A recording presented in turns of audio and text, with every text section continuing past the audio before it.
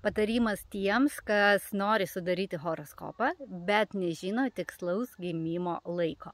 Pabandykite kreiptis į ligoninę, kurioje gimėte, ir paklausti, ar įmanoma iš archyvo gauti raštą, kuriame bus nurodytas jūsų gimimo laikas.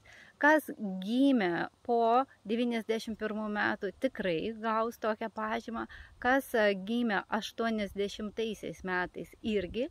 Anksčiau nesu tikra, bet pabandykite ir sužinosite. Jeigu vis dėlto paaiškės, kad gimimo laiko negalėsite savo sužinoti iš gimdymo namų, galima sudaryti numerologinį horoskopą ir analizuoti gimimo datą, vardą, pavardę, tėvavardį, jeigu buvo įrašytas. Taip pat analizuoti horoskopą nuo mėnulio, analizuoti planetas ženkluose ir tikrai irgi gauti nemažai informacijos apie jūsų asmenybę. O konkretiems klausimams sudarinėti horarinį arba klausimo horoskopą.